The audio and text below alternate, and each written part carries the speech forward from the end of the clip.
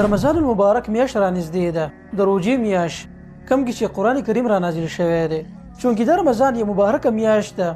د دې په مناسبت سره موږ اراده کړې ده چې د یوې نوې سلسلې آغاز وکړو او په دې کې به موږ کوشش کوو چې ځان په قرآن کریم باندې پوه کړو او په دې سلسله کې به قرآن کریم په یو نوي انداز کې تاسو ته وړاندې کېدلی شي. قرآن کریم خو هغه کتاب دی په کوم الفاظ سره چې الله سبحانه وتعالی را نازل کړی دی په هغې کې موجود دی او په دغه الفاظو کې څوک تغییر او تبدیل نشي کولی. تر قیامته پورې به په دغه الفاظو کې د قرآن موجود دي، لیکن د قرآن کریم د بیانولو هغه انداز بالکل بدلېدلی شي. موږ به په دې سلسله کې یو 15 خبرې دي چې هغه به خصوصي طور باندې تاسو ته بیانو. اولنۍ خبره خو دا ده چې په دې سلسله کې به موږ په هر یوې سپارې باندې یوه ویډیو جوړو او په دغه ویډیو کې به موږ 15 خبرې بیانو، کوشش به کوو چې بیان شي. اولنۍ خبره هغه دا ده چې قرآن کریم کې په کوم ځای کې تاریخ بیان شوی دی، هغه آیتونه کوم چې یو خاص واقعي او تاریخ سره تعلق ساتي هغه به تاسو ته بیانو. دویم، د یوې معاشري او ریاست د ترقۍ دپاره چې الله سبحانه وتعالی کوم قوانین بیان کړي دي په قرآن کریم کې هغه به بیانو او د هغې تقابل به کوو د لیبرالیزم، سیکولریزم، کیپیټالیزم وغیره دې څیزونو سره. او دا خبره به کوو چې په دغه نظامونو کې د قرآن د نظام کوم چې قرآن بیانوي هغه ښه ولیدی. دریمه خبره،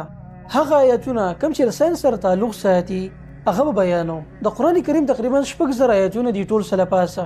او په دغه 6,000 آیتونو کې صرف 0 آیتونه داسې دي چې هغه تعلق ساتي د ساینس سره. په هغه آیتونو باندې موږ په صحیح طریقې سره هله پوهیږو کله چې موږ په ساینس باندې ځان پوه کړی. دغه خبره به بیانو. څلورمه خبره، هغه اعتراضونه کوم چې د ملحدین د طرفه کېږي په موږ باندې یا بعضې خلک یې کوي او په دې زمانه کې مشهور دي او خلک په تشویش کې پرې باسي، هغه اعتراضونو جوابونه وکړو چې په کوم آیت کې په کوم ځای کې اعتراض و په هغه ټایم کې به د هغې جواب کوو انشاءالله. او پنځمه او اخري خبره، بعضې حکمتونه چې په قرآن کې ذکر دي هغه به بیانو. انشاءالله دا 15 خبرې ډېرې اهمې دي او زموږ امید دی چې تاسو له به دغه فایده درکړي، چونکې دا خبرې ډېرې اهمې دي، په دې باندې ډېر اوږد بحث کېدلی شي.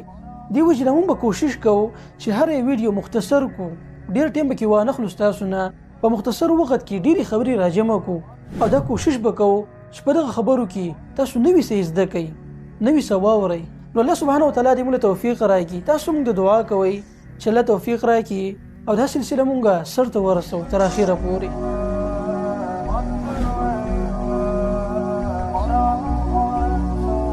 ملګرو، چونکې په دې سلسله کې دا زموږ اولنۍ ویډیو ده، دې وجې نه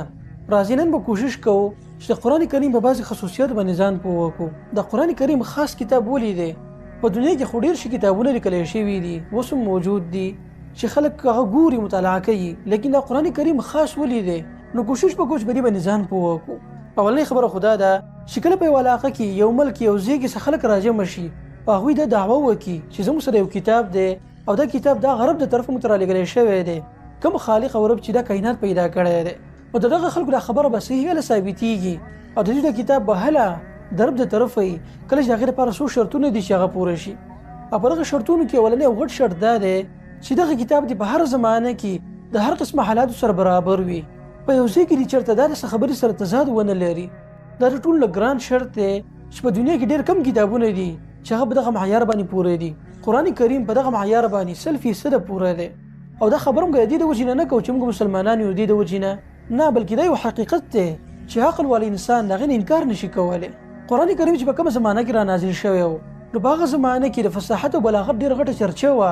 د ادبو په باب کې او خلکو به د یو بل سره مقابلې کولې. لیکن قرآن کریم را نازل شو او د دغه زمانې چې څومره خلک وو عرب هغه ټول یې چیلنج کړل، هغوی ته دا ووي چې تاسو دې قرآن کریم په شان یو کتاب راوړئ زه. بلکې بیا لږه زمانه بعد دې قرآن کریم دا چیلنج نور هم آسان کو او الله وفرمایل چې تاسو یو صورت راوړئ د دې قرآن کریم په شان. بیا یې ووي چې تاسو یو صورت نشئ راوړئ، نو خیر دی یو آیت تاسو راوړئ د دې قرآن کریم په شان پیش کړئ چې په کې علم او حکمت راجمعي. لیکن د هغه زمانې هغه خلک چې د یو بل سره به په فصاحت او بلاغت کې مقابلې کولې په شعرونو کې، هغوی دغه چیلنج مخامخ ناکامه شوي وو. دې وجې نه هغوی دغه خبره سیټ ته کېښوده، توره یې راواغسته او د پیغمبر سره یې جنګونه وکړه. که دغه خلکو طاقت لرلی د قرآن سره د مقابلې کولو، نو په دغه ټایم کې به د بدر، احد او د خندق په شان جنګونو ته اړو ضرورت نه وی راغلی. لیکن دغه جنګونه کول د مشرکینو دپاره یو مجبوري وه چې د هغې په بنا باندې دغه خلکو کوششونه شروع کړي وو، چونکې دغه عربو خلکو به ځان ته په فصاحت او بلاغت کې ډېر اوچت خلک وي. دې وجې نه قرآن کریم کې الله سبحانه وتعالی په ډېر صورتونو کې حروف مقطعات راوړل، لکه الف لام میم او د دې په شان حروف الله بیان وکړي خلکو ته چې تاسو وایئ چې په عربي باندې ډېر ښه پوهیږو نو دغه خو د عربي الفاظ دي تاسو دې بیان وکړئ حروف مقطعات یو معجزه ده او یو چیلنج و د هغه زمانې خلکو ته چې تاسو دې بیان وکړئ او هغه خلک د دې بیانولو نه عاجزه شوي وو نو قرآن کریم په هغه زمانه کې په دغه معیار باندې پوره پرېوتی و دغه حالات سره بالکل برابر و مقابله ورسره کړې وه نن سبا زموږ چې کومه زمانه د ملګرو نو دا د فصاحت او بلاغت زمانه نه ده بلکې دا د ساینس او ټکنالوژي زمانه ده ور یو خوا خبرې چې هغه ثابت شوي نه دي هسې مفروضات دي زه هغې خبره نه کوم بلکې هغه خبره کوم چې فیکټس دي 100% صحیح ثابت دي په دلایلو سره په مشاهداتو سره آیا قرآن کریم د هغې په مقابله کې څه وایي خو دا خبره یاده کړئ قرآن کریم د ساینس کتاب نه دی بلکې ځای په ځای باندې الله سبحانه وتعالی خپل قدرت بیان کړی دی او د هغې په بنا باندې بس داسې خبرې کړي دي چې هغه د ساینس سره تعلق ساتي نو په دغه میدان کې الحمدلله قرآن کریم ډېر مخکې دی او په دې دور کې هم دا ثابته کړې ده چې د هرې زمانې سره برابر کتاب دی د یوې زمانې علم او پوه هم د دې سره مقابله نشي کولی بلکې په هر امتحان کې به قرآن کریم پاس کیږي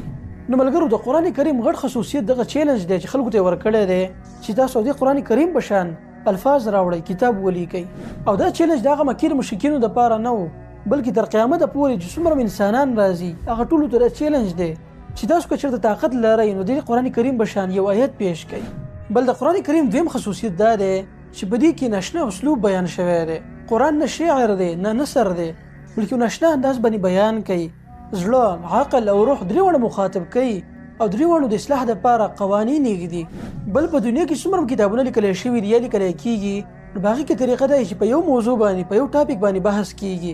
او قرآن کریم هم صرف توحید بیانوي لیکن د هغې په ضمن کې داسې نور ډېرې خبرې بیان کړي چې هغه ډېرو موضوعاتو سره تعلق ساتي قرآن کریم د فرد معاشره او ریاست د ترقۍ دپاره اصول ږدي قوانین بیانوي او بل خصوصیت د قرآن کریم دا دی چې دا یو غیر جانبدار کتاب دی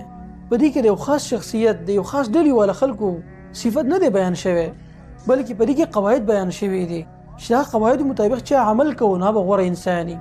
په هغه زمانه کې چې کومو خلکو په قرآن باندې ایمان لرو نو قرآن کریم صرف دغه صفتونه نه دي کړي بلکې که د هغه خلکو نه چېرته غلطي شوې ده نو قرآن کریم د هغې بیان هم کړی دی او هغه خلکو ته یې دا ویلي دي چې داسې غلطي تاسو دوباره ونه کوئ د هغې غلطۍ تصحیح کړې ده